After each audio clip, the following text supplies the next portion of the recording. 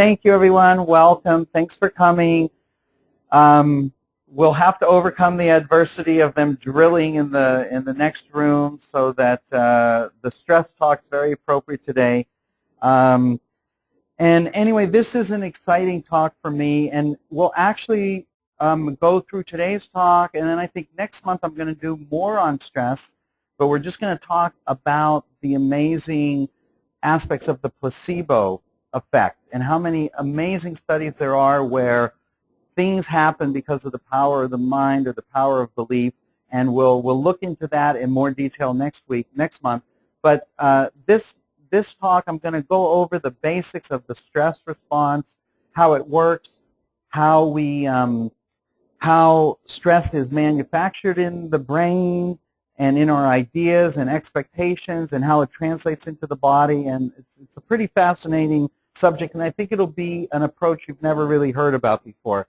And really, if you see here, stress is the common denominator in virtually all disease, and we'll see how that happens. So I go back to one of the famous poems I learned in school, Rudyard Kipling. If you can keep your head when all about you are losing theirs, then you just don't understand the problem. That's how it goes, right? This was one of my Murphy's rules of stress, and I thought it's a good way to start. We're gonna, by the way, I'm gonna make tonight's talk fun. We're gonna be putting in lots of different fun quotes, and the guy I picked this time to be my sort of stress management pearl guy is Yogi Berra, the famous Yankees, right? New York Yankees catcher, and so it'll be very fun throughout. You'll see we'll have a lot of fun stuff. So this is the last in our talks. Remember, we talked about the 7 hidden stresses that cause all illness and disease. And we remember down here that an ounce of prevention is worth a pound of insurance forms. That's a very important. Hello. And so we look here, hormone imbalance, the 7 hidden stresses, and it follows this mnemonic. Hormone imbalance we discussed the first month. Inflammation, digestive disorders, detoxification issues, energy problems with the mitochondria, nutritional deficiencies and neurotransmitter imbalances, and then finally here we are at stress, mental, emotional, spiritual, physical, and I'll go through, you'll see some of the many ways that stress, when we talk about stress, what it means in the body, because it's very unclear what we mean when we talk about stress. Most of us think like emotional, psychological stressors, like drilling in rooms during talks on stress, et cetera, et cetera. So who in the last 48 hours has used the word stress? Yeah, almost all of us. And that's one of the amazing things is stress really became this common term. You know, this term was coined by Hans Selye back in the 40s, and there really was no information about, we knew sort of what stress was, but he's the one that coined the term, brought it to popular usage, and at that point it meant a physical stress on a body as well as the thing causing the stress. And so we're going to see more about it.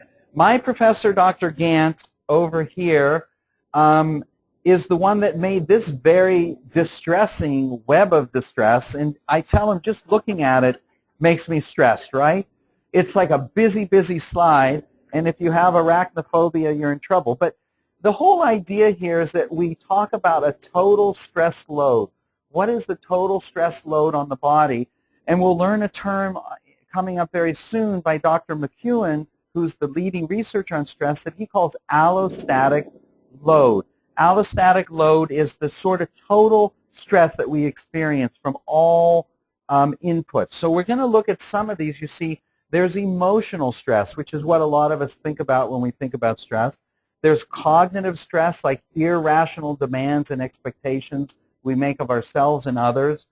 There's sensory stress. Everybody's heard of like phantom limb pain. You know how people can lose an arm in the war or something like that, and they still get pain from it. So that's sensory stress. Those pathways are so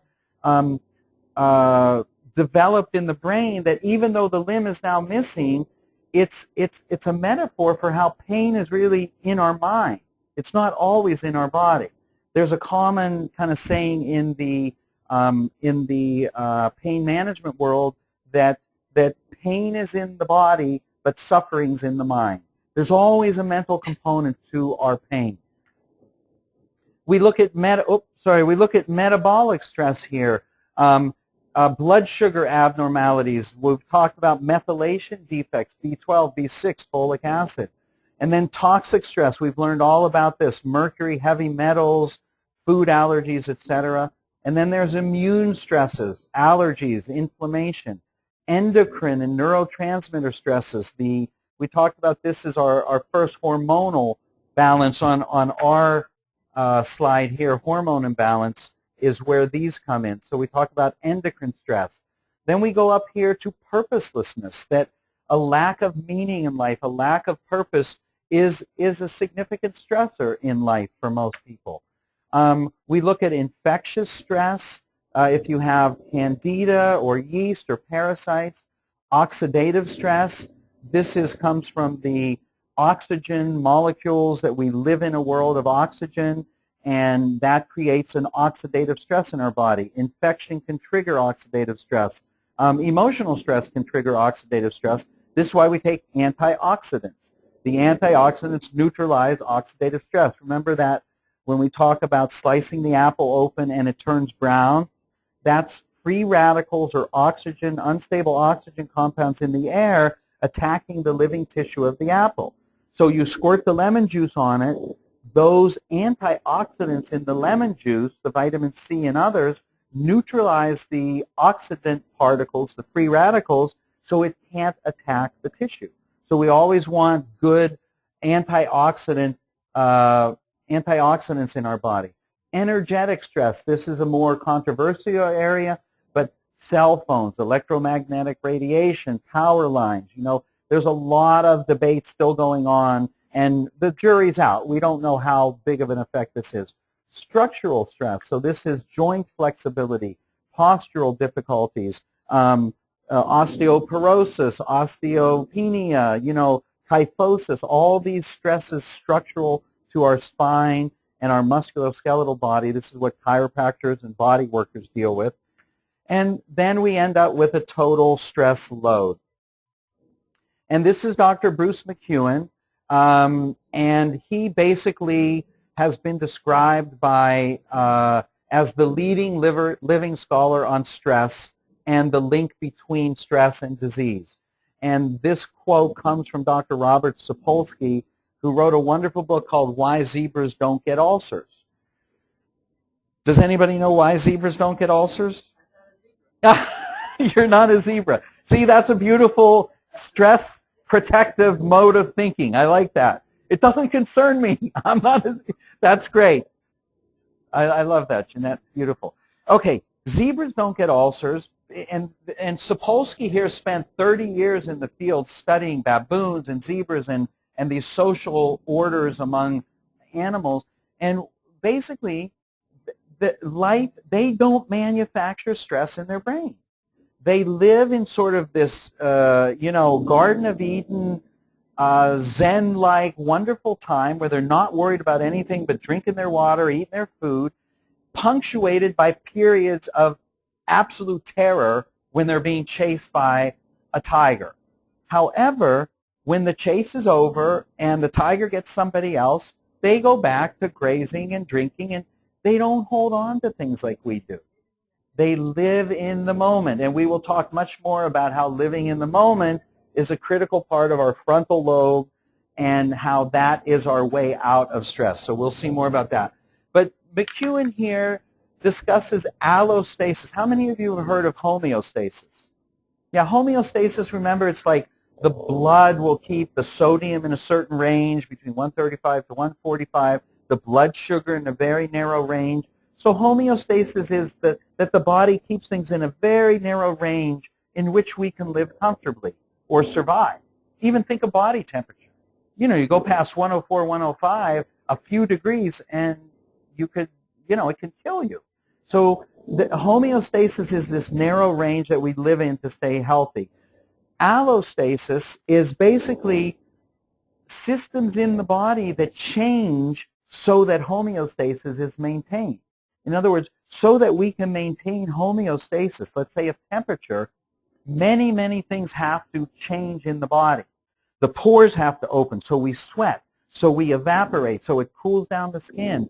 The thirst mechanism has to increase so that we go to drink water. So all these things that change in the background so that we can maintain our small zone of comfortable living is what we call allostasis. And that's a normal bodily responses of change in order to help other systems remain stable. Now, allostatic load is when all that change has exceeded our body's ability to cope. So it's kind of like total stress load, the TSL. When the allostatic load is high, that's when we hit burnout. That would be the common term. We burn out on some level, mentally, emotionally, physically. So here's one of the sayings that McEwen says that really gets back to the zebras. Stress begins in the brain. Only humans can become stressed out from things that exist in idea only. So this is a fundamental flaw, if you will, in our mechanism. Right. Because we can rehash these old arguments. We can become what Joan Borisenko, the author and one of the women I got to study with early on when I started learning about the mind-body effect, is you become an advanced worrier. You anticipate things that are going to go wrong. You see, the husband's already looking at his wife. Now, by the way, there are definitely gender differences in this, right? Guys completely ignore worrying about the future for the most part, unless it's business related. It's the woman who's thinking about, okay, do I have the clothes for the kids? Do I have this taken care of? Is it? So there is a certain anticipatory, normal, healthy place of worrying about some things in the future.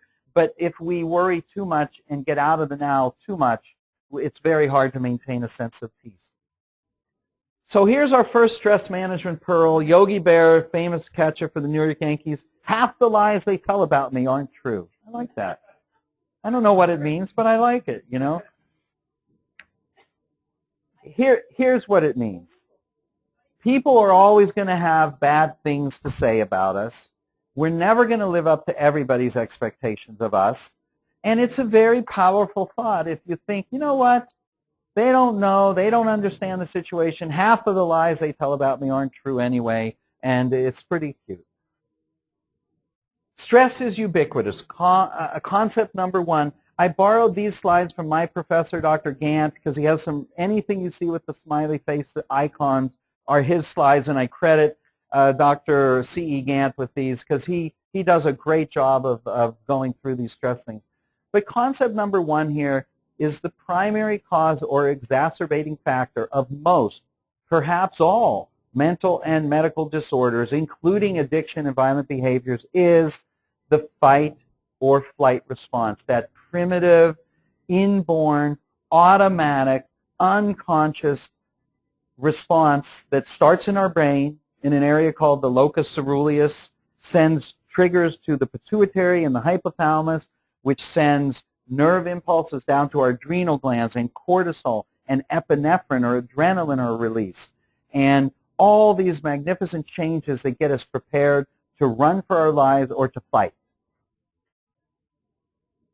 We need this response. It's absolutely critical to staying alive because this response makes us alert milliseconds or seconds before our brain becomes consciously aware that we're in fight or flight. But it moves us out of the way of an oncoming car. It helps us to have the energy to run or lift the car off our kid if they got trapped or whatever. So, definition of stress down here, mental or bodily tension resulting from factors that tend to alter equilibrium. Now, it's important to understand that not all stress is bad. And I think we kind of all intuitively know this. We tend to refer to stress as the allostatic load when it's already gotten to the too much point. But you see down here, back in the 1920s, Yerkes and Dodson produced this Yerkes-Dodson curve that I learned about from Dr. Herbert Benson, who was one of my teachers, and we'll learn more about him later. But if you look here at stress on this x-axis, and on the y-axis you look at performance, there's a point at which if there's too little stress, you're just not alert or functioning optimally. There is a point at which optimal function occurs, and then a point at which we exceed stress and we go into anxiety, depression, disorganization, etc. So you see Viktor Frankl here, one of my favorite psychiatrists that was in the concentration camp, and I'll give you a lot more information from him later on in the talk. But to me, one of the greatest thinkers, he wrote a book called Man's Search for Meaning, and this is a guy who you talk about the adversity of them, drilling with jackhammers during my stress talk. That's nothing compared, obviously, to having endured, living through the Holocaust, being a survivor of a concentration camp. So this guy put his money where his mouth is, and he discovered what it takes to survive through very adverse circumstances. But he says here that what man actually needs is not a tensionless state, but rather the striving and struggling for a worthwhile goal of freely chosen tasks. Yogi Bear says baseball is 90% mental and the other half is physical. See, that's great. This guy does math like me. Actually, I was a math major, so my math's better than this, but I like it. So what are the consequences of an overactive stress response? In other words, the fight or flight response, if we live life like the zebra and we go into fight or flight, we recognize it for what it is, we handle the danger, then we turn off the switch, right? Most of us can't do that. We keep thinking throughout the night. We keep rehashing the argument. We keep thinking about, the problems we're going to have.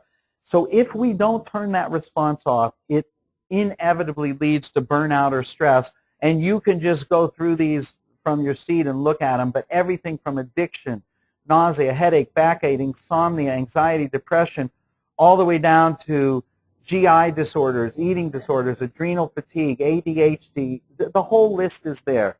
All these things are related to excessive stress, the inability to turn off or counteract our fight or flight response.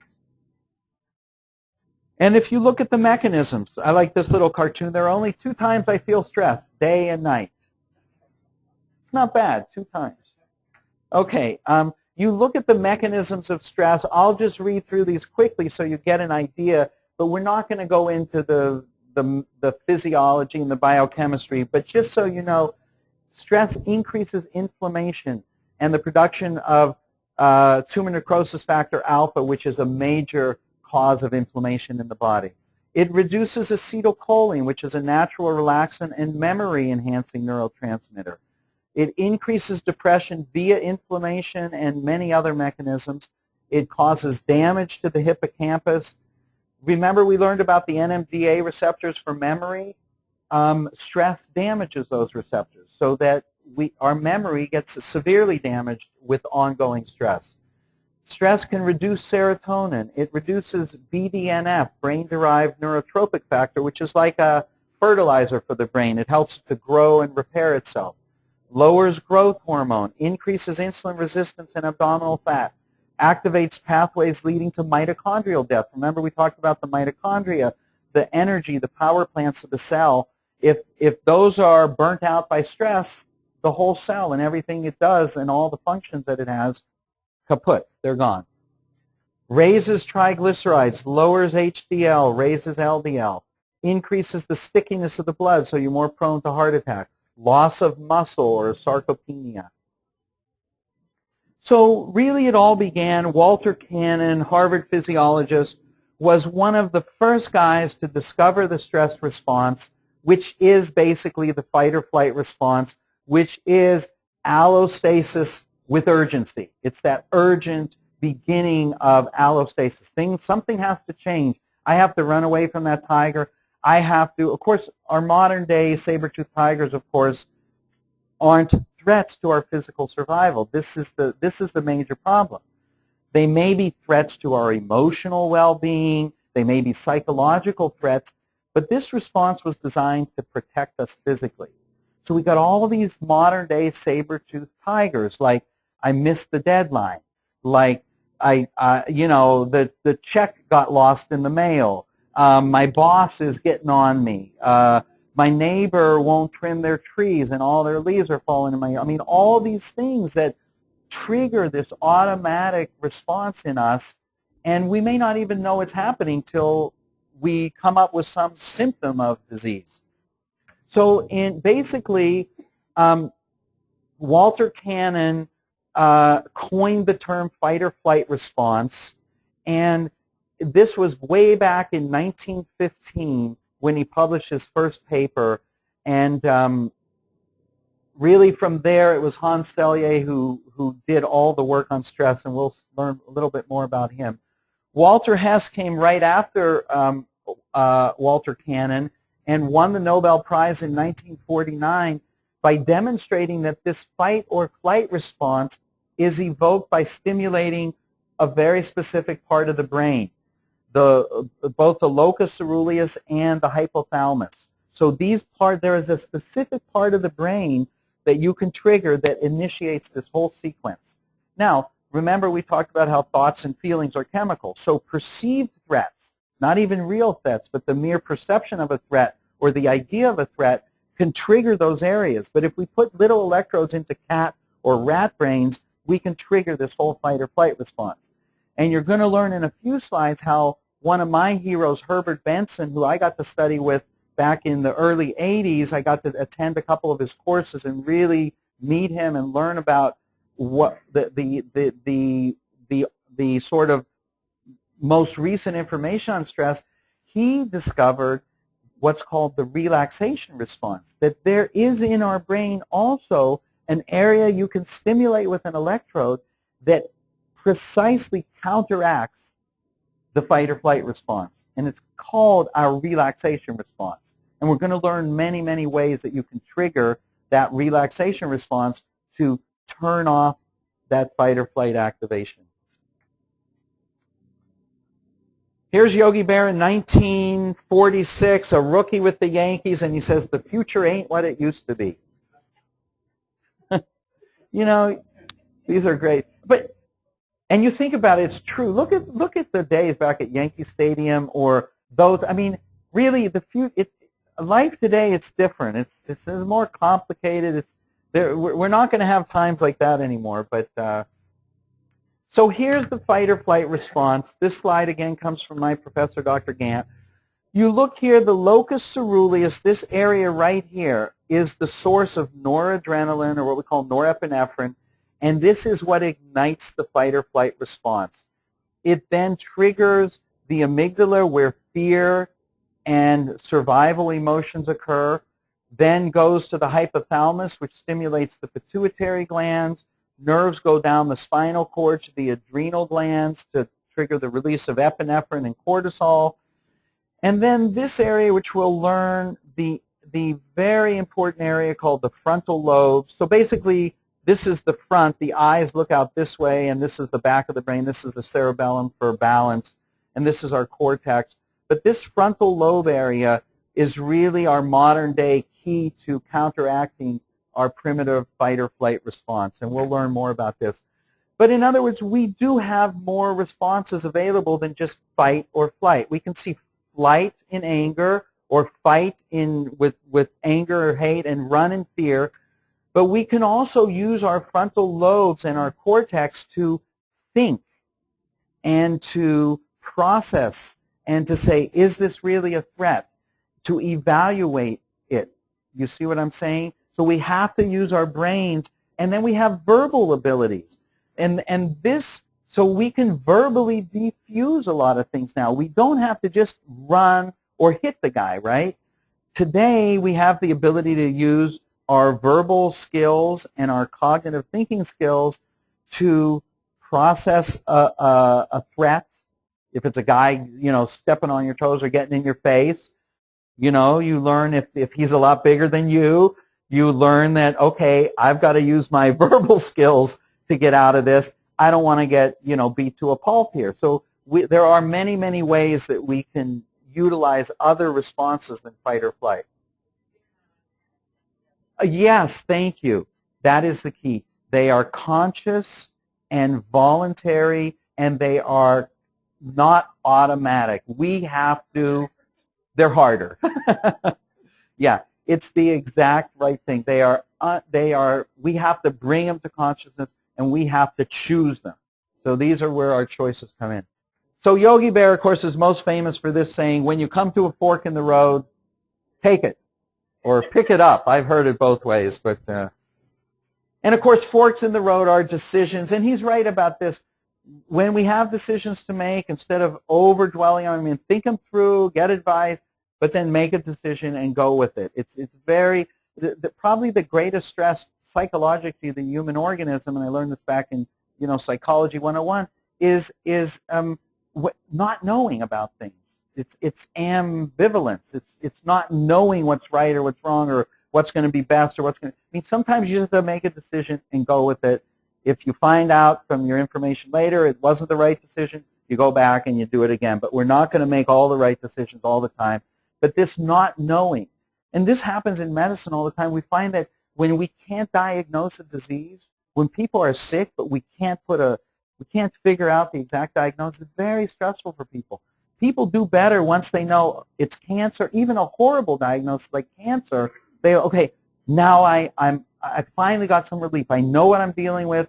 I can do what I can. I can let go of what I can't do, that whole serenity thing, right? Make the changes you can, let go of what you can't, and, pray for the wisdom to know the difference. But I think it's, so this is, let me kind of sum up where we are so far in this stress response. We've got this automatic, unconscious, involuntary fight or flight. That's our locus coeruleus, amygdala, spinal cord, hypothalamus. Then we've got these conscious choices that we have to make. How do we think right? How do we use our cognitive skills to change our expectations from unrealistic to realistic, or to not have unreasonable demands on others or ourselves? So how do we, and of course a lot of this is mentoring and having friends to talk to. This is why social groups are so important, because, most of us do this not on a therapist couch, but sitting down talking with friends and saying, hey, what do I do? I don't know what to do. Sometimes advice is not as, listen, some advice can be bad at a friend and advice can be bad on the therapist couch. But the point is, when we reach out and we connect with other people, we have a chance to moderate this fight or flight. Then we learn how to verbally diffuse skills, to diffuse the fight or flight. I learned this from this wonderful book called When I Say No, I Feel Guilty by Dr. Manuel Smith. I read this about 20 years ago. It's a fantastic book. You know about it? Yeah, that says, look, we're not limited to fight or flight. We don't have to just get angry at everybody or run away and hide and, leave the world and go meditate. There are ways that we can learn to use our brains to think about what we really want, deal with our expectations, bounce things off friends, etc., and use our skills to defuse that fight or flight, to turn down the switch. And that's the other thing I'll tell you, is that the fight or flight, it's not truly an on or off switch. Although it comes on pretty quickly, there's a dimmer component to it.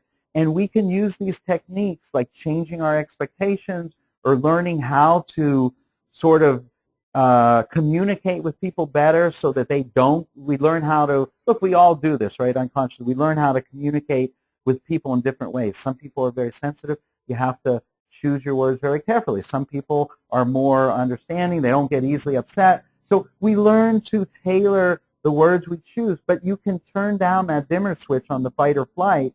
You don't have to be at a 10. And it's a very effective technique. Sometimes you only need a 3 or 4 to get the job done, and it cools off the body so we don't get into that burnout that happens. And then we've got spiritual choices, or what we call superconsciousness, that really is a sense of meaning or purpose in life that has more to do with the frontal lobe. So you see here, too blessed to be stressed. So we can keep our develop some sense of connection to a higher power, a higher purpose, a greater meaning in life. I mean, and that's what Viktor Frankl taught us, that in Man's Search for Meaning, that's really the key to overcoming most adversity. Back to Yogi Berra, it was impossible to get a conversation going. Everybody was talking too much. This is Yogi Berra, Whitey Ford, Mickey Mantle. I'm not a big baseball guy, but I learned a lot putting this talk together. These were big names. So we look at the anxiety-depression connection. The fight or flight, too much unchecked fight or flight, which is what we call our sympathetic nervous system, is often diagnosed as generalized anxiety disorder, panic disorder, insomnia, ADHD, post-traumatic stress disorder. Now, the opposite spectrum of that, when those neurotransmitters eventually burn out, because you stay in fight or flight so long that you can't make any more serotonin, you can't make any more adrenaline, you can't make any more noradrenaline, then you develop anhedonic depression, no pleasure, depression with no pleasure in life, chronic fatigue, inattentive ADD, ADHD, and so this side, unchecked fight or flight, we tend to medicate with sedatives. Burnout, we tend to medicate with stimulants. But neither one really solved the underlying problem. I love this one. The towels were so thick there, I could hardly close my suitcase. Hey, we've all do things we aren't supposed to do. I'm not saying I've done it, but you got to love this one. Okay, so the frontal lobes. We are not doomed to chronic stress, burnout, and the medical and psychiatric consequences.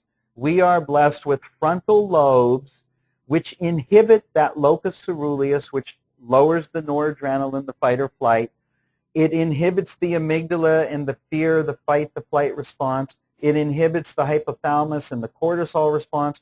All these things can be handled by learning how to activate the frontal lobes, and we'll talk more about that. And you see that Dr. Gant here says psychic pain is caused by living too much in the past and the future and not living in the now. Who brought that up? Our minds constantly live in the illusion of a past that's over and a future that hasn't happened yet. And look, I'm realistic about this. We're all going to have some remorse about the past, and we have to come to terms with it and heal and forgive and whatever. We're all going to have some worries about the future, but there is a place of balance that we can at least begin to try and make choices that help us to live more in the now.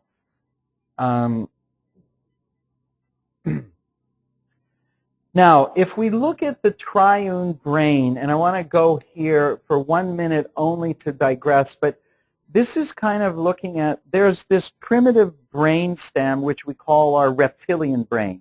That handles our blood pressure, our pulse, our respiration. We don't think about that. You don't have to say, oh, I better breathe now. I haven't breathed in a while. No, all that stuff's handled automatically. That's our reptilian brain. Then on top of that, we have our emotional brain, which is still very old developmentally. But that's our fight or flight response. And it's also our feeling brain. We experience feelings about things in life. And then the third brain, and this is where the word triune comes from, the third brain is the cerebral cortex. That's our thinking brain. That's the most recent development that really differentiates us from animals. So we now not only have conscious awareness, but we have a conscience too. We understand right from wrong. We understand all kinds of things that the animal kingdom doesn't. So all these discoveries of how these three brains develop were really the lifetime work of this Dr. Paul MacLean. And I like what Dr. Gantz says. He goes, you can gauge the severity of any mental disorder because it is proportional to the lack of inner peace. Inner peace cannot sustainably come from any psychotropic chemical. And if you look at Dr. MacLean's work here, the summary of a lifetime of work, of brilliant work that, and we'll talk about the quadroon brain next because there's one more development, that's the frontal lobe. But the lifetime of work, this is his final analysis when he looks at the sum total of all his work. He says, why else are we here if not to help one another? That the sum total of all his understandings of where our development has led us is to the frontal lobes. He didn't discover it, unfortunately, but he brought us to the threshold of it to understand that frontal lobes is the area of compassion, caring, and this is a meaning, purposefulness. So this is where we begin to really moderate some of that primitive fight or flight, is we connect with our spirituality, our connection to a greater purpose, a greater meaning in life, a greater sense of connection to something beyond ourselves. Yogi Berra says it ain't the heat, it's the humility. And of course that's it, frontal lobes, compassion, humility. You know, in Jewish thought, the greatest characteristic of what they consider the most spiritually developed rabbis and you know, I can't even remember the word that we call them, but the greatest rabbis spiritually, the one quality that indisputably the Talmud talks about is humility.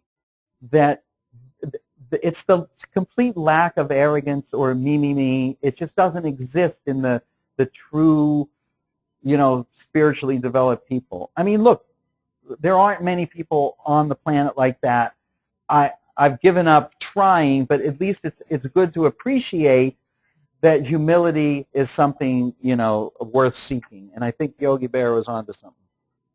So here we get to the quadroon brain. We go from 3 to 4, tri to quad, and we add. So we see here's the reptilian brain, which are behavioral compulsions, pulse, respirations. Then we go to our emotional brain, or the limbic system, which is our amygdala, fight or flight. And even in this emotional brain, there are developmental levels. Like the oldest is fight or flight. Then there's care of our young. And then there's even beyond, this is me, survival of me. And then this thalamus-cingulate part of the emotional brain was tenderness, playfulness. And so we see that in some of the animal kingdom for sure. But, whoops, sorry. But here's, this is still emotional brain. Then we go to intellect and thought and cognition. So we go to cognitive therapy. And how do we deal with, you know, some of these, what they call cognitive distortions? How do we deal with statements like, or beliefs like, it's all or nothing, you know, or I'll never be good enough, or I can't even remember. There's lists of these cognitive distortions that we all have that are unrealistic or false expectations we have about life, and we can deal with them in this part of the brain. But even here, we have to understand that this is often referred to in therapy and science, some of the science, as the drunk monkey. Or, you know, because think of our thoughts. There's still not a lot of peace in our thoughts. Our thoughts can drive us nuts, right? So although this is an incredibly powerful part of our brain and it can moderate the fight or flight response, it has its own sort of vulnerabilities in this drunk monkey. It's just, we call it the monkey mind. It's like the monkey jumping from tree to tree. You're jumping from this thought to that thought. It's untamed. It's wild. And your thoughts can take you to all, you know, well, look, what do they call fear? False expectations appearing real, right? That mnemonic, or acronym, not mnemonic. And so the mind can jump from all these thoughts. And if you look at all the spiritual traditions, what is the answer? It's quieting the thoughts. It's taking all this monkey mind and going to the place beyond it. Even some of a lot of the mindfulness techniques in like sort of Tibetan thought are, you just notice it, you pay attention to it. So instead of being attached to it, you say, I'm giving a talk, they're drilling in the other room, people are looking at me, you know, I'm staying in the moment. I'm not I'm not attaching anything to it. I've done this running, some of this mindfulness meditation. It's really fascinating. You try it sometime. You just go, I feel myself breathing. I'm feeling my foot hit the ground. I see the tree. I see the air. I see the blue sky. I'm breathing again. So instead of getting caught in worry and anticipating fears and in the monkey mind, we focus on something that we just repeat that thing. So it becomes a meditation. And I'll show you how to do this quite easily.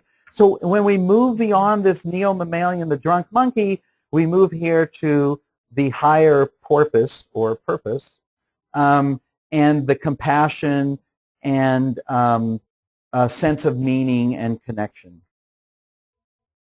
So here's my hero, Herbert Benson. Again, I got to meet him in 1981.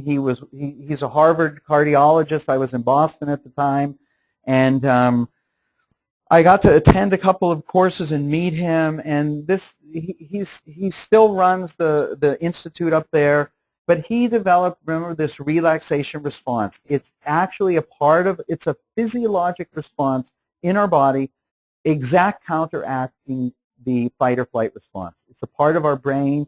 But when he originally did some of his work, it says it better than I've said it. It's the hardwired antidote to the fight or flight response. And what it is he was originally approached by the Transcendental Meditation guys, the TM guys back then, the Maharishi Mahesh Yogi, came to Benson at his lab. And this is a fascinating story that Benson told. When he started doing his work in the lab at Harvard, turns out, and of course he had never met the guy because he had died earlier, but he worked in the same lab as Walter Cannon worked, the guy who coined the term fight or flight, discovered it, and it's just an amazing turn of events that the guy who discovered the fight or flight response in 1915, Walter Cannon, would be followed by Herbert Benson in the 80s, working in the same lab, discovers the antidote to the fight or flight response. It's pretty remarkable. But Herbert Benson, what he said was, he said, yes, I will study you. Because they came to him and said, hey, by meditation we can lower our blood pressure, we can lower our respiratory rate, we can lower our oxygen consumption. And these were things that said, no, nobody can do that. That's the autonomic nervous system. Those are automatic functions. Nobody can really control their respiratory rate or their pulse rate or blood pressure by thinking about it. And they said, yes, we can. He said, look, I don't believe it's possible. So he was skeptical. But he said, I will study you under the provision that whatever I find, I will publish.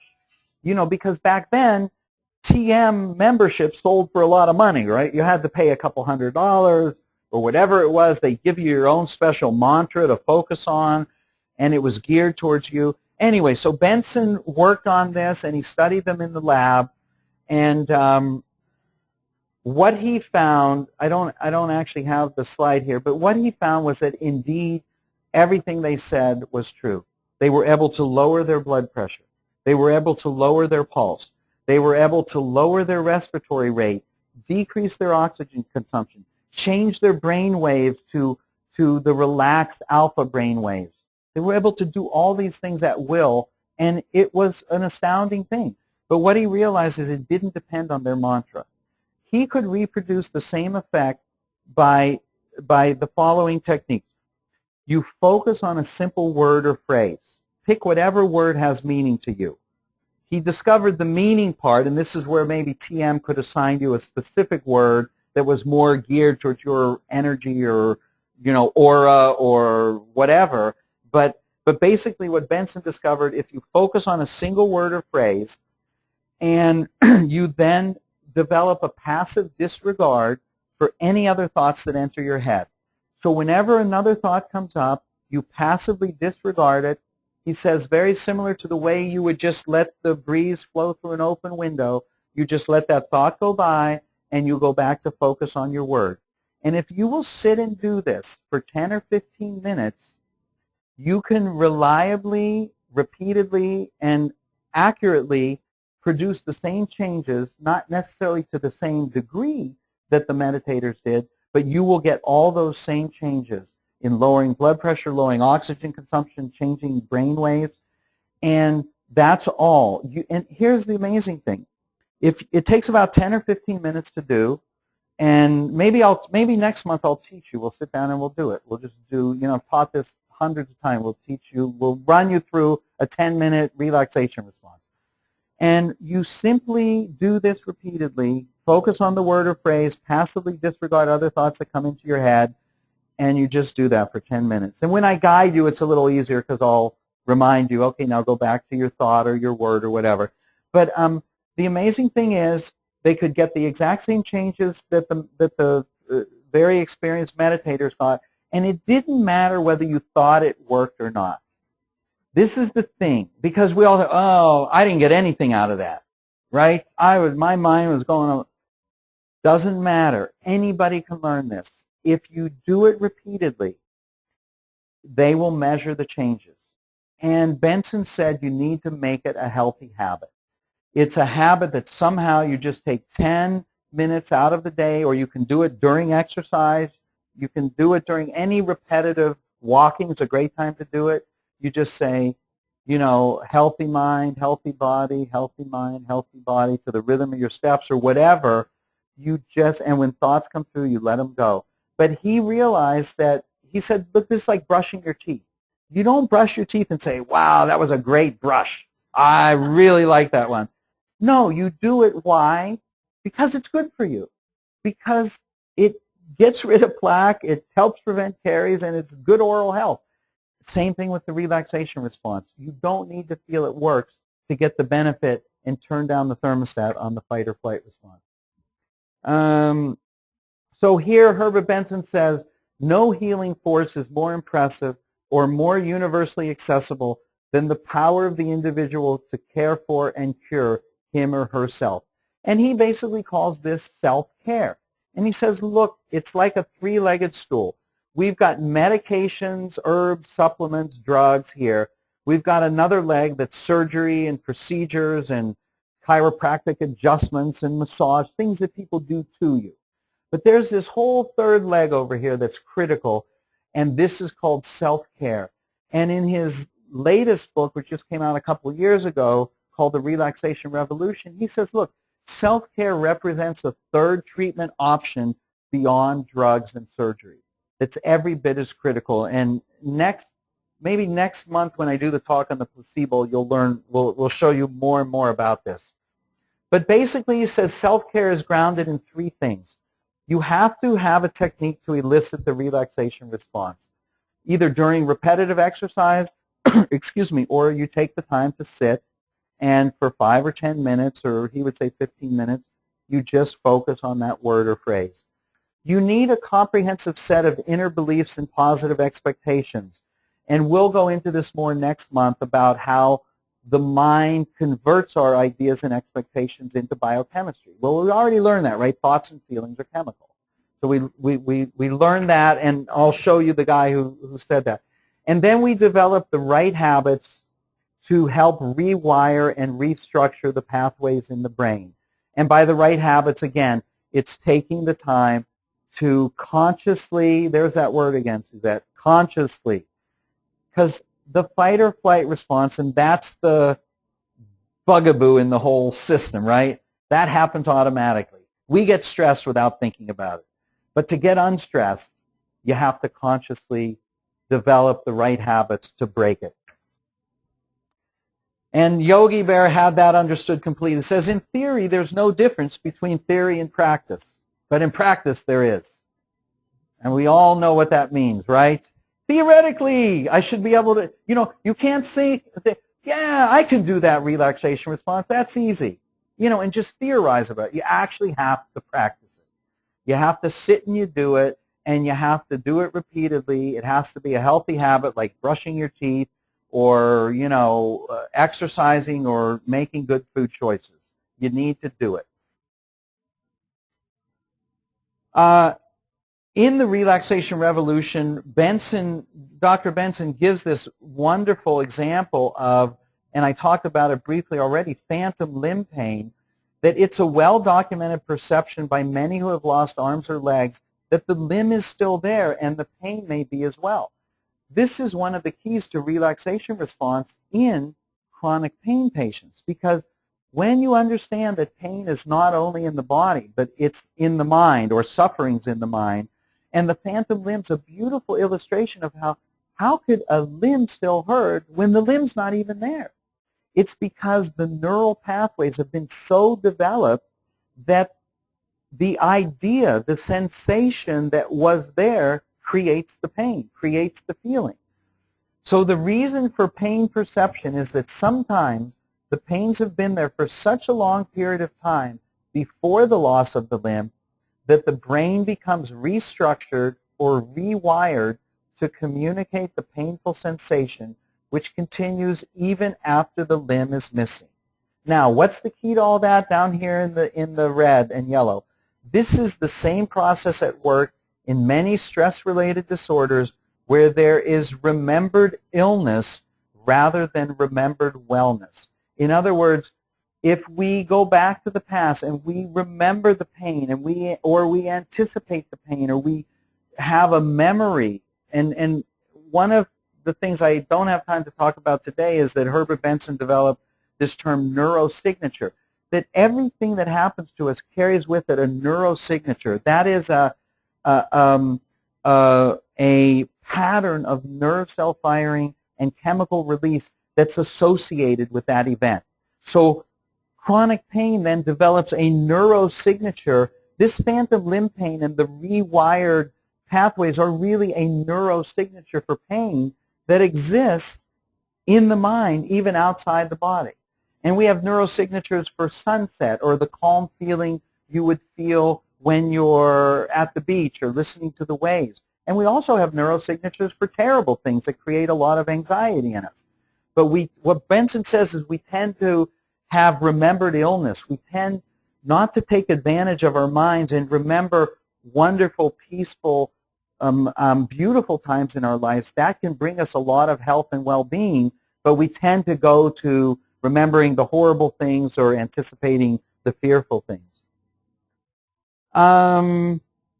Bruce Lipton wrote a landmark book called The Biology of Belief, and the reason I'm going to just briefly, remember when we talked about cell membranes and how fluid they are, and that these proteins stick through the cell membranes and they are receptor sites, so that estrogen binds to a receptor, which is a protein in that cell membrane. Well, membranes need to be fluid. That's why we need our omega-3 fatty acids. Excuse me.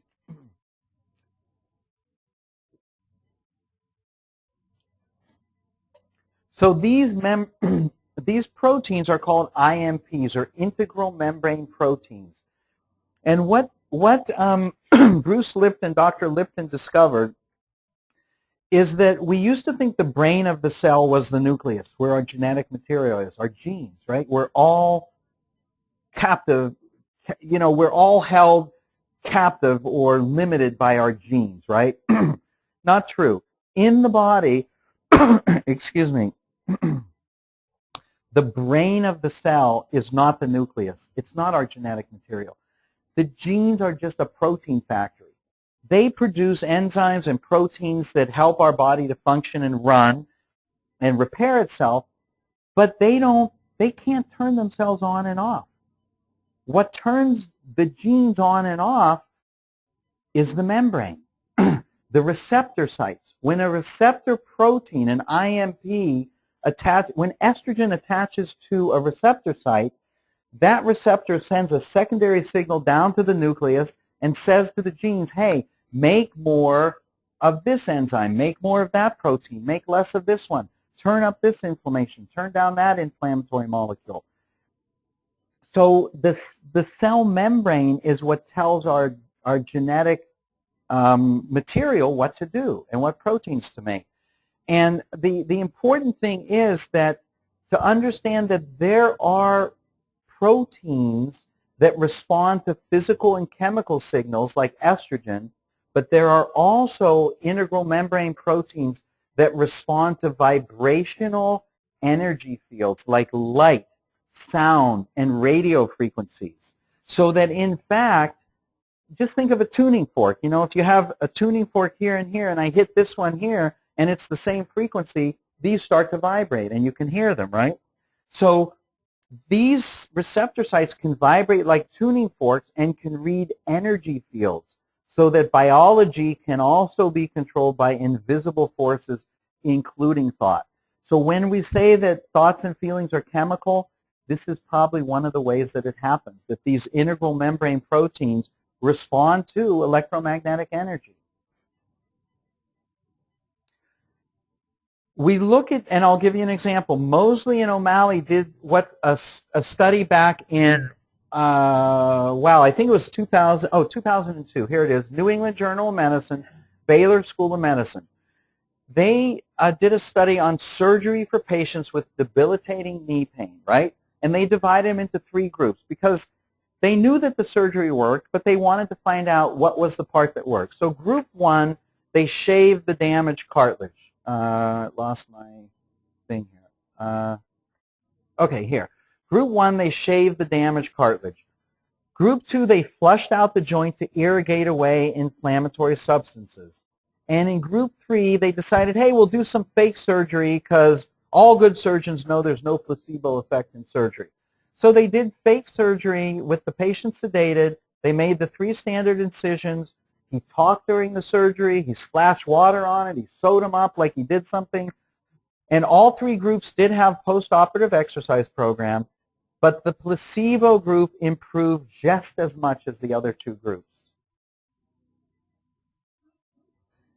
This is what we're going to do next month. I'm going to get together, because there's dozens of these that are just amazing. So I'm going to get together all of these for you next month. We're going to have fun next month. We're just going to go through, how does that placebo effect work? How is it possible? I mean,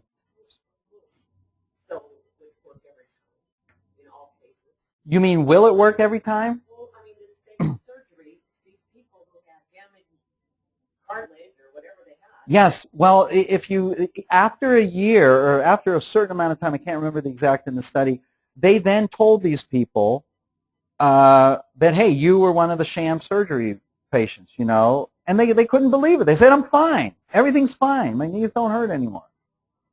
But did they really have damaged cartilage? Oh, yeah, they had debilitating knee pain. Still there. Yeah. Well, then why does anybody have any surgery? Except for like cancer. Well, because it's hard to do sham surgery all day long. Probably harder. There are some things you have to have surgery, right? Yeah, no, look, we're not saying don't have surgery, please. But what we are illustrating that, look, this is what we're talking about. The body converts our ideas and expectations into biochemical realities. That in this case, the belief that they had the operation. Now again, maybe it was the exercise. They all had post-op exercise, but they had all been doing, you know, stuff before and still had debilitating pain. But the point is this, that the mere belief might have created more endorphins. It might have, remember, these integral membrane proteins can respond to thoughts. They said, oh, finally, it's over. I've been so sick of this pain. I'm so happy. My pain's over. And now they have positive thoughts about it. And these cell membranes inside the cartilage, inside the knee, whatever, now respond differently, right? Because they can respond to thoughts and feelings. Convert those into, whether it's pain, endorphins and morphine-like substances, or whether it's anti-inflammatory substances or whatever, something solved the problem. I mean, it's no different than phantom limb. I mean, this is a reverse example of phantom limb. Phantom limb, you have pain that doesn't exist. Here you got rid of pain that does exist by imagining it away or believing it was going to go away. Oh, wait till I tell you, people who have had severe allergic reactions to plastic roses and, you know, who, I mean, there's asthma attacks, you know, that were caused by water and prevented by water. No, there was no hypnosis in it, right? These people were sedated. Nobody was giving them, you know, subliminal suggestions. This was just the power of belief.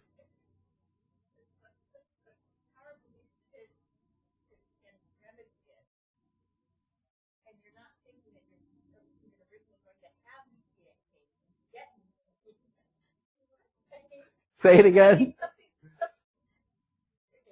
placebo effect may affect when you have been in pain. But so the power of the mind affects that. And it's how we frame it or whatever. Right. And it's a part of it, at least a big part of it. Right. But my big thing is why things happen when you don't think you're going to be. Oh, Anyway, right. the power of the mind. Right. Well, because obviously not all pain. I mean, there is pain in the body. Things break down, and look, there are probably within any group some that will improve. Some things can be so bad that nothing. It's just not going to improve. Like Chuck says, you're going to need surgery for some things. But this was a fascinating study, and there are several more like this. Many more like this. It's interesting. I mean, I'm not going to go through this whole slide, but the Tibetan monk thing is very interesting because when Herbert Benson then wrote his book, The Relaxation Response, then the next thing he did, he wrote a book called Beyond the Relaxation Response. He actually went to Tibet, studied these monks, took all this massive scientific equipment into the field, up into the, I mean, it's an amazing story. If you want to read a great book, and I remember him telling us the stories when he got back, but it's amazing. It's all detailed in the book, but he took these, very sophisticated scientific equipment up to these meditating monks. They were doing unbelievable things, like taking a wet sheet, right? They would put this wet sheet over their body. The ambient temperature was, I think, like 45 degrees, maybe 50 degrees, certainly not more than 50. And within 45 minutes, they would generate enough heat that the sheet was dry. Now, you and I would just get pneumonia, right? We'd shiver and freeze. But this is, and he documented all this stuff. I mean, that's how strong the mind is. So Bernie Siegel here, yeah, you can't, it's hard to lose weight just thinking, although, listen, if this is, yeah, but we'll maybe sometime learn more about how the conscious mind and the unconscious mind work, because that is the key to long-lasting habit changes and stuff. And it's the subconscious mind runs most of our lives, right? It's not our conscious mind. I mean, and the perfect example is most of you will drive home from here and you'll be talking to each other, and and you'll arrive at home and you didn't have to think, I better turn left here, I better turn right there. We all know how that works. But if you can program the unconscious mind or feed it the right visual images, the auditory, you've got to really work with the senses on the unconscious mind, visual, auditory, kinesthetic, and find those places to feed it the image of what you want to look like, how you'll feel when you get there. All those visualization techniques give you a much better chance of, so in a way you're thinking yourself thin, but it does kind of tap into the unconscious mind ability to help us with habit control to some degree. Beautiful.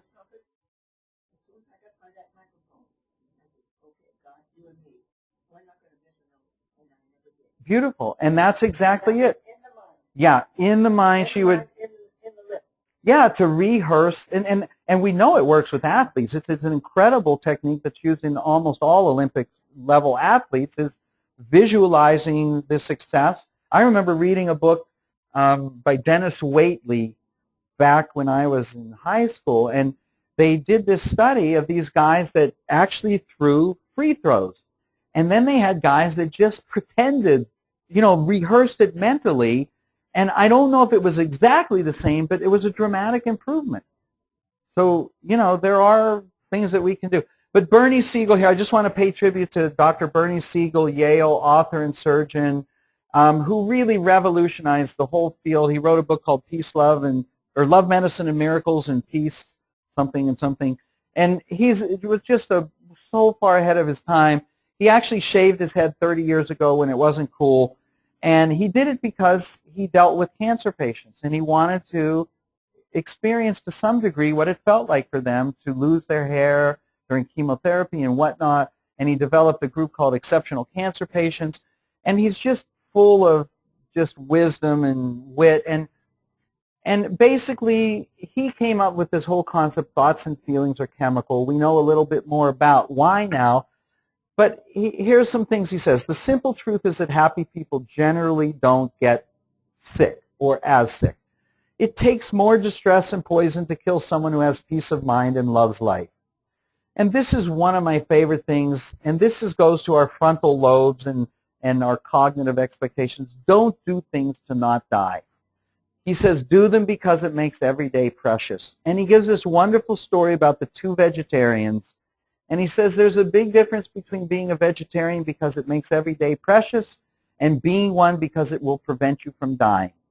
He says in heaven, one's happy and the other's furious because they died anyway, and look at all the good things they didn't get to eat, right?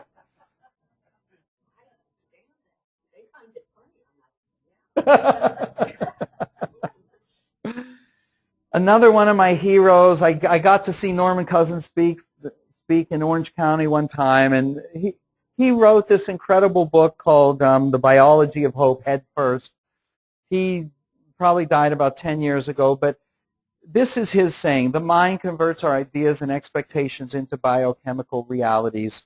If you remember, he wrote a book called The Anatomy of an Illness, where he beat a severe rheumatological condition. I think it was ankylosing spondylitis or some kind of rheumatic disease, by laughing. He rented funny films. He realized that when he saw something that just caused him to belly laugh, it relieved his pain for like half an hour. And then he just focused, and that turned his life around. He used to be the editor-in-chief of the, what was that, not the Atlantic Monthly, the New Yorker, or one of the very famous magazines.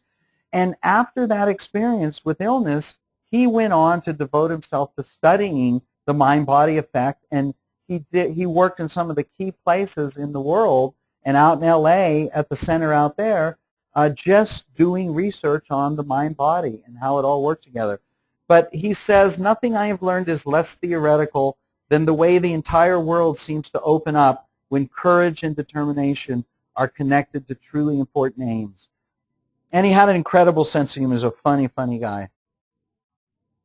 Another very well-known psychiatrist, Dr. Daniel Amen, here in Newport Beach, has a center in Northern California, and did SPECT imaging and brain imaging on all these patients, and really dissected out some of the finer points of ADD and depression and brain injury and brain trauma. He's had a number of PBS specials. I got to sit in on his last one. And he said something that really profoundly changed the way I thought about things. He said the brain is the hardware for the soul. And what he means by that is you've got to get the brain right. You've got to get the chemistry in the brain right. That we think that going to a therapist and working on our problems, all those are software programs, and they're very effective, they're very important.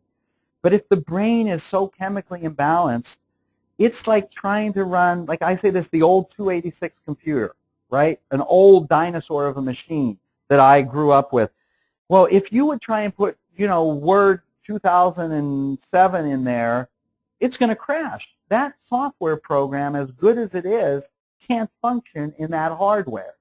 You need the hardware balance, and that's where Daniel Amen, really dissected the brain and brain health and what we need to do to keep our brain healthy, like omega-3s, serotonin, 5-HTP, whatever. And then when you balance the brain, you have a lot better chance for these sort of software programs to work. And then he came up with this, I don't know if he discovered it, but he's certainly the one that wrote most about it, is what we call ANTS, automatic negative thoughts. Again, automatic, right? The negative thoughts come automatically. The peaceful, wonderful thoughts tend to, we have to, remind ourselves, right? So I wanted to pay tribute to him. And here's a perfect reframe on a cognitive level. Yogi says, slump? I ain't no slump. I just ain't hitting.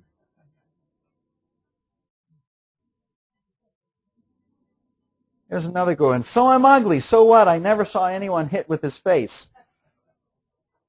He was smart. I mean, he made a lot of extra money on this Yoo-Hoo chocolate drink. Now, this is very interesting. This was in the late 40s, right? We didn't know about this, but look at this stuff.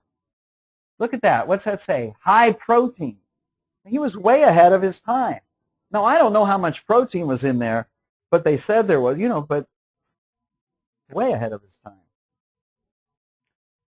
Hans Selye, again, coined the term stress, credited as the father of modern-day stress, University of Montreal, and he wrote this book. It's a brilliant book called Stress Without Distress. We all kind of know what that means, the right amount of stress without going into allostatic load or total stress load that throws us off. But here's one thing most people, and I love this. I bought that book even though it was 50 years old, and I read through it. It's brilliant because most of this stuff hadn't been discovered yet, and he did it. But in the dedication to the book, he wrote these words, and I just gave you an idea of the kind of guy he is. He says, "This book is dedicated to those who are not afraid to enjoy the stress of a life well lived, and not so naive as to think that it can be done without intellectual effort." And I think that's wonderful because, life is stressful. It is for all of us. And even though the drilling has quieted down and it's kind of helped here a little bit, I think there is no escape from stress. It's inherently stressful. But this understanding that living a good life, living a meaningful life, a life well lived, that's an important concept that I think we all need to remind ourselves how much we already do that in the people we love and care for, and just to remember that. And then also, when we're not doing it, to find a way that we can contribute to something greater. Remember Paul MacLean, the triune brain? It all comes down to we're here to help each other. And here's another perfect example. Yogi Bear, there are some people who, if they don't already know, you can't tell them. It's a major cause of stress, right? The people you can't tell. We'll talk about this next time. Again, perceptions. Remember, it's a perceived threat that triggers the fight or flight. It's not necessarily a real threat. It's the mere perception of a threat. And this is why studies show that it is not lifestyle or socioeconomic status, but the perception of our place in the world that determines our health. And remember Robert Sapolsky, is Why Zebras Don't Get Ulcers? He says, he read that line and quotes that study in a National Geographic documentary I saw that he did, and he says, try to put that in a pill. This is the whole point. You can't, you can't put a perceptual change into a pill, and yet 90+% of our stress is perceived stress. It may or may not be real, or there may or may be other ways to moderate it that we don't follow. There is no magic pill. No pill can fix the stress we generate within ourselves. Now here's a very healthy image that this little Kit Kat has, and I like that. What can you say? That's beautiful. We should all have that, and I think we'd be better off. Dr. Mark Hyman, who I've quoted often, says, "Dis-ease is a disconnection from our sense of place in the world, a loss of control and meaning." And Dr. Ken Pelletier, who also advanced a lot of information on the fight or flight response, says basically, what are the characteristics of having people? A sense of purpose, meaning, and connection. I'm going to rush through these a little bit, but here's Viktor Frankl. I told you about the Holocaust survivor, and look what he says. Everything can be taken from a man or a woman, but one thing, the last of human freedoms, to choose one's attitude in any given set of circumstances, to choose one's own way. And he says to live is to suffer, to survive is to find meaning in the suffering. And that comes from somebody who went through things none of us could ever imagine. Yogi Berra says you can observe a lot by just watching.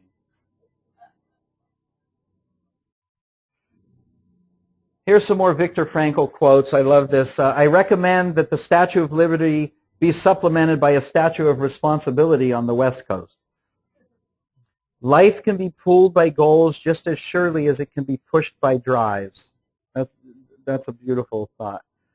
When we are no longer able to change the situation, we are challenged to change ourselves. And everyone has his own specific vocation or mission in life. Everyone must carry out a concrete assignment that demands fulfillment.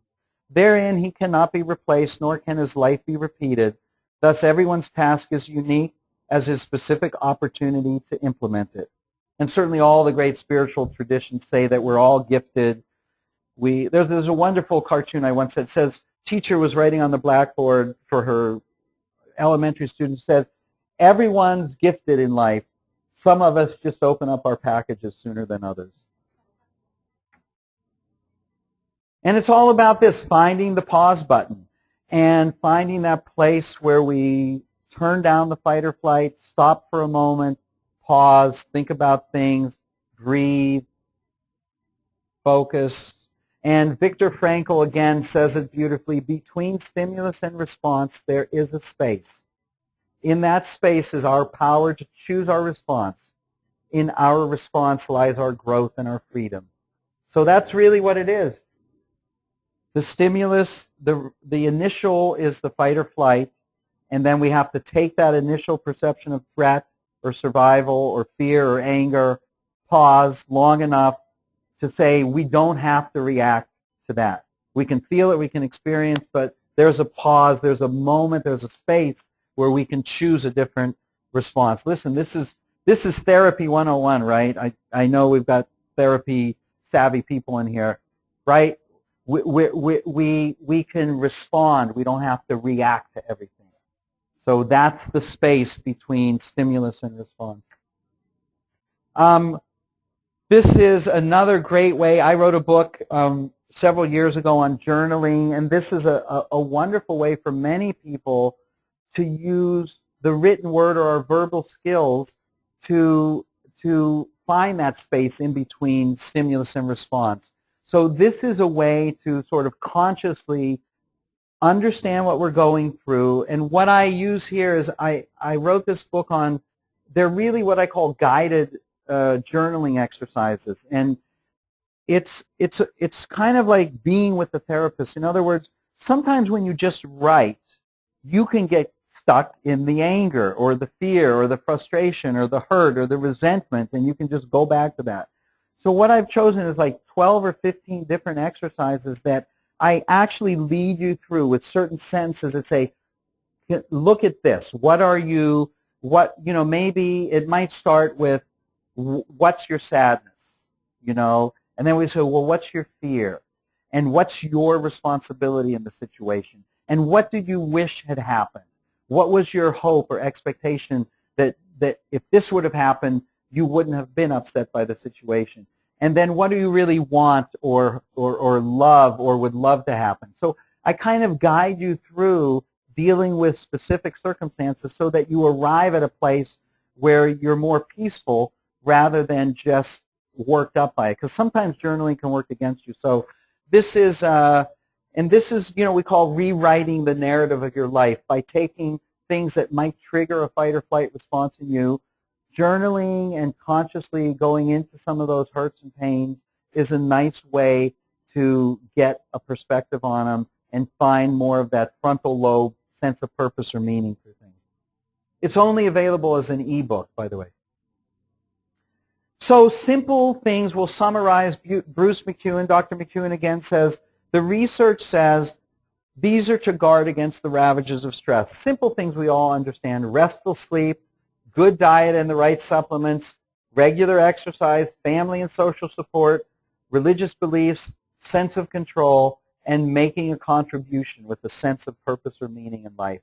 And I think he says something very brilliant here, is that bad habits, often reflect our personal efforts to deal with stress ineffectively. So we're all looking for healthier ways, healthier choices to deal with our stresses. And always go to other people's funerals, otherwise they won't come to yours. This is a very important principle in stress management. I think that's our last. Oh, no. Here's the guy meditating. His wife says, you're getting pretty good at this stress management thing. And, oh, one more. If you don't know where you're going, you might wind up someplace else. So it's like deja vu all over again. And that's it. Anyway, thank you guys very much. I hope you enjoyed it. And next month will be a lot of fun. We're going to do more of those sham surgery type, mind-blowing, scientific, experiments that have been done. Any questions or thoughts?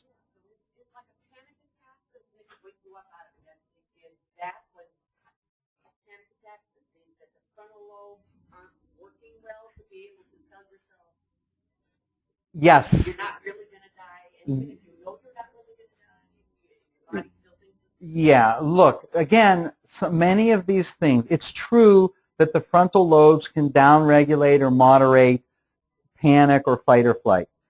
It takes practice. We say this about the relaxation response or meditation or anything. I use this thing. You don't learn how to swim in a stormy ocean, right? You learn how to swim in a nice, quiet pool.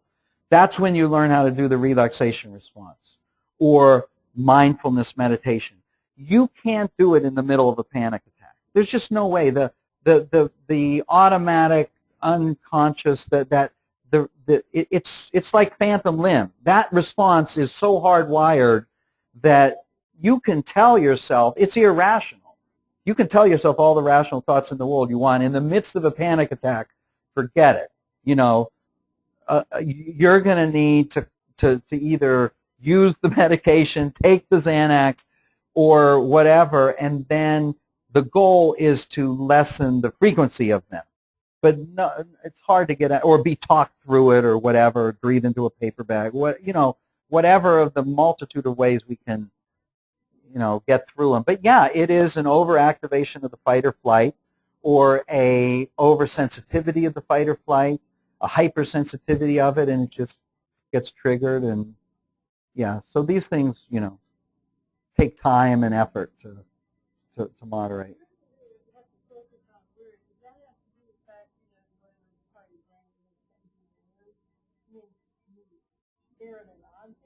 Oh, yeah, no, sorry.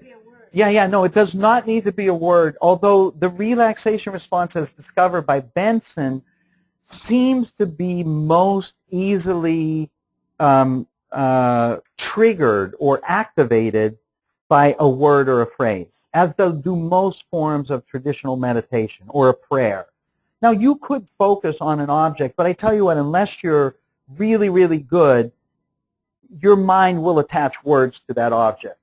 You'll be like, I'm looking at the fire, I'm looking at the flame, flames going up and down. We're so verbal in our development, it's hard to just stare blindly at an object without a thought. Thoughts will come through. But no, you could just stare at a flame, and when the thought comes through, just go back, I'm looking at the flame. But there'll be some, words will enter in there somehow. I don't think anybody can just... Yeah, you can stare at an object. It reminds me of that poster from the 60s. It shows the guy sitting there. It goes, sometimes I sits and thinks, and sometimes I just sits.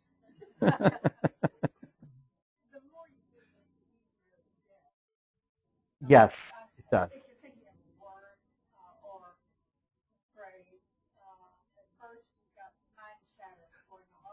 Monkey mind, yep, mind chatter. Another great word for it, thank you.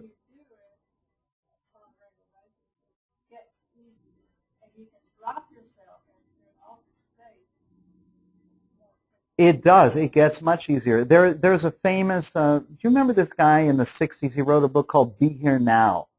His name was Ram Dass. And he got there, he developed spiritually by getting very involved in psychotropic drugs and the hallucinatory drugs at Harvard in the 60s, right? But the guy, then developed into quite a humanitarian. I mean, he's still alive, and he does all, great work and generous work. But they asked him, they said, Ram Dass, because he's considered to be like a highly developed meditator, say, how much do you meditate every day? And, all the people in the course are thinking, hours a day. And he goes, 3 minutes. They're like, 3 minutes? That's ridiculous, How can you reach nirvana in 3 minutes? And he goes, look, it's better to meditate 3 minutes every day than to not meditate 30 minutes, every day. I mean, you're doing it. Yeah. What stops? The mind chatter or the meditation? Yeah. Yes, it stops when you stop. Yeah. Yeah.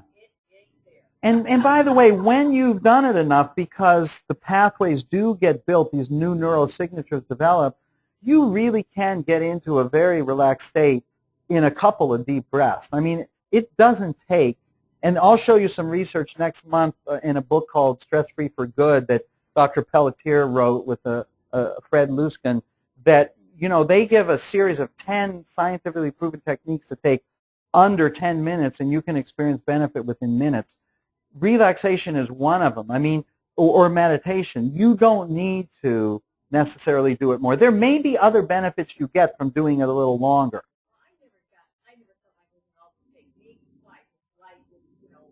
You were just... One thing I did notice, even when I didn't feel anything, the next day it just seemed coping. Coping mechanisms seem to be more engaged. And it's different for everyone, I think, but that's a great observation. Because it does. It definitely turns down the thermostat on that fight or flight, keeps you from... And you can do this while you're exercising, so even though your heart rate is... Yes, you're not going to lower your heart rate, but you can get the benefits of turning down the fight or flight. Well, exercise does it alone.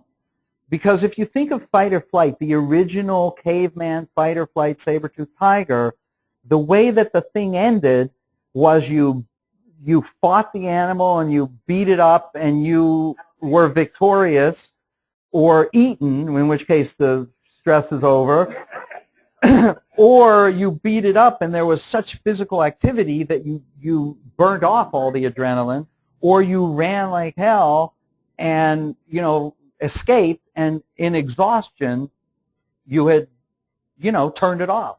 So exercise itself turns off the fight or flight. But most of us can't, when the boss says something bad or when you're caught in a traffic jam, you can't just, go run a mile.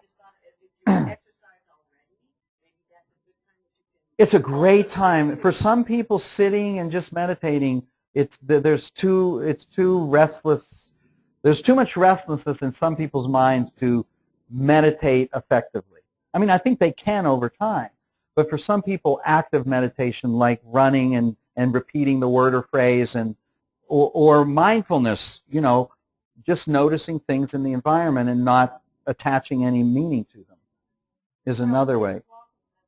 Walking meditation. Yeah.